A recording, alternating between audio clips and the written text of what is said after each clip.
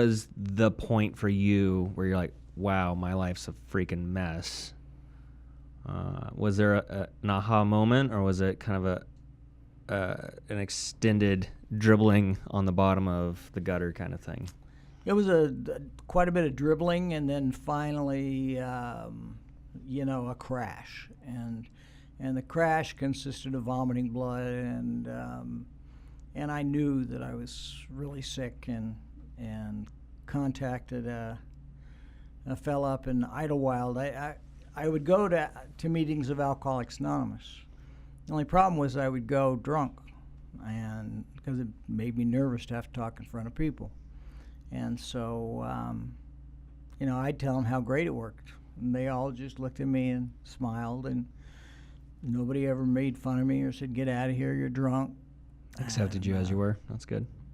And so I had met a few people, and one of them owned a restaurant up in Idlewild, and he told me to come up there. And so I went up to Idlewild, and my stomach was bloated out with gastritis, and I was pretty sick physically. And he made me some chicken noodle soup and some milk, gave me a glass of milk, and probably should have left the milk out, because it wasn't long before I had brought it all back up on the table. And that's, if you want to empty a restaurant, that's a very... It's a good way to clear the door, huh? Oh, man. Breakfast they were done. It was time to go home. And, the thing that amazed me was he didn't even miss a beat. He grabbed a rag and he said, "Don't you worry about a trash can." And he just said, "You're going to get sober. You're just an alcoholic, and you're going to find sobriety." I had no confidence that I was, but he did. And so anyway, shortly thereafter, I drove back down to Palm Springs and ended up calling a doctor, and he brought me straight in and shot me full of Demerol, put me in the hospital, and for 10 days I was hooked up to IVs for pancreatitis and gastritis and all that stuff. So, and then finally, yeah, you got the message? Well, no, I didn't. Of course not. Of course not.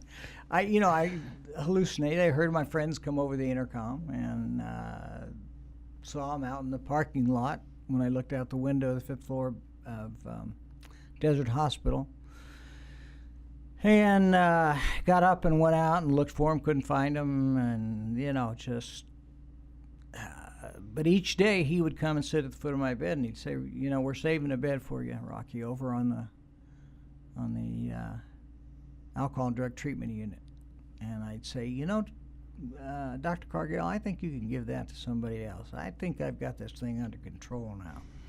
He would smile, and finally he didn't show up, and a nurse did with a wheelchair, and they wheeled me into the treatment program. And so I knew that I had to complete the treatment program in order to get the job back, so I stayed, and I knew how to do group therapy, and I knew how to manipulate, and I knew how to keep them away from my feelings.